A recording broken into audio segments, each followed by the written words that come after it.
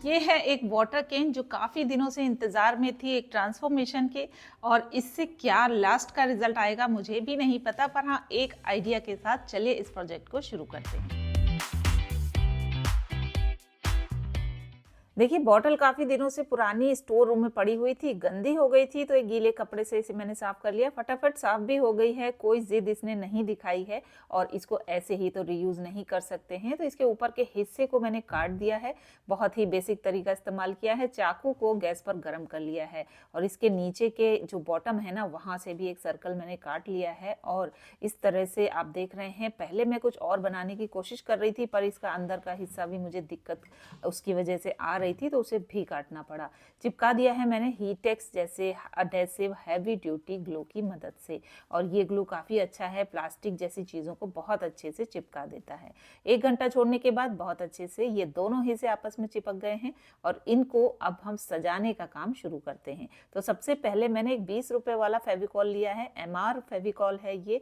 इसको पानी में आधी आधी इसकी मात्रा मैंने मिला ली है। अच्छे से मिक्स करके न्यूज़पेपर के पुराने टुकड़ों को काटते हुए कुछ इस तरह से इसको पूरा का पूरा कवर कर दिया है।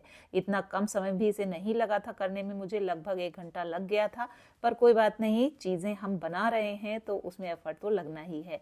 सूख गया है ये अच्छे तरीके से और अब इसके ऊपर एक लेयर हम और चढ़ाएंगे। मैंने ले ली है wall putty with white cement based, यानी कि ऐसी वॉल पुट्टी जिसमें वाइट सीमेंट है, और इसको पानी में घोल लिया है। ऐसा पेस्ट हमें बनाना है जो हमारे सूखे वाले पेपर की सरफेस पर अच्छी तरह से लग भी जाए, अच्छे से हमारा ब्रश भी चलना चाहिए और साथ में ये बहुत फ्लोइंग नहीं होना चाहिए कि ये बहना शुरू कर दे।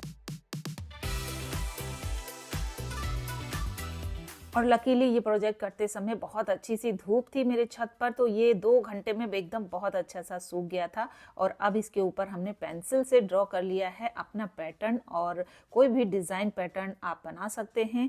फिर से मैंने ली है वॉल पुट्टी और इसका एक डो बनाया है। इस बार फ्लोई डो नहीं बनाना है, बल्कि इस तरह का जो आटा गूंथते हैं ना, बस वही डो बनाना है। और इसको बनाते समय मुझे लग रहा था मैं किचन में आटा ही गूंथ रही हूँ।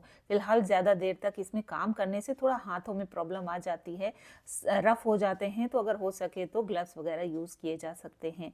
और बस इसके बाद हमें अपना पूरी की पूरी क्रिएटिविटी लगा देनी है, जैसी जैसी डिज़ाइन हम चाहते हैं वैसा यहाँ पर बनाते जाना है। और हाँ, फेविकोल को नीचे लगाना ना भूलें, जिसकी वजह से ये हमारा जो पुट्टी का लाइंस वगैरह हैं, पैटर्न है, वो अच्छे से चिपका रहेगा। देखिए, ये देखने में बहुत आसान लग रहा है, पर मैं जब ये बना रही थी ना, तो मुझे लगभग 1 से 1.5 घंटा लग गया ये पूरा का पूरा कवर करने में। और मैं सोच रही थी कि जो लोग लिप्पन आर्ट जैसा इस तरह का वर्क करते हैं, कितना ज़्यादा मेहनत का ये काम है। पर हाँ, लेकिन जब आप करना शुरू करते हैं तो मज़ा भी आता है, और जो बाद का जो आपका जो दिखाई देता है रिज़ल्ट या फिर जो रिवॉर्ड आपको मिलता है, वो बहुत अच्छा होता है। पर हाँ, थोड़ा सा मेहनत का काम है। तो ये वाला वर्क मैं पहली बार ही कर रही थी, तो इसको करते समय मुझे ऐसा लग रहा था ये जो लाइंस वगैरह मैं पैटर्न बना रही हूँ ये छूट जाएंगे या निकल रहे हैं, पर ऐसा कुछ भी नहीं है। बहुत अच्छे तरीके से सूखने के बाद ये काफ़ी हार्ड हो जाता है और बिल्कुल भी नहीं निकलेगा। 2 से 3 घंटे में सूखने के बाद अब आती है बस रिवॉर्ड की बारी। देखिए, बेस को बनाने में जितनी ज़्यादा मेहनत मुझे लगी, उसके बाद तो मुझे लग रहा था बस जैसे मुझे कुछ फल ही मिल गया है मेरी मेहनत का। और इसको करते समय ना बिल्कुल बचपन वाली फीलिंग आ रही थी, जैसे हम लोग बचपन में साड़ी के किनारे में फूल पत्तियों को बचाते हुए कलर्स किया करते थे ना बेस में, बस वैसे ही मैंने किया है और बहुत एंजॉय किया इस वाले हिस्से को। और फाइनली अपना दिमाग लगाते हुए बहुत सारे कलर्स का मिक्स मैच करते हुए मैंने इस फाइनल डेकोर पीस को, या इसे आप प्लांटर की तरह भी यूज़ कर सकते हैं, तैयार कर दिया है। और मुझे कमेंट करके बताइएगा कि इस पूरे ही प्रोजेक्ट में मैंने कौन से कलर को सबसे ज़्यादा इस्तेमाल किया है।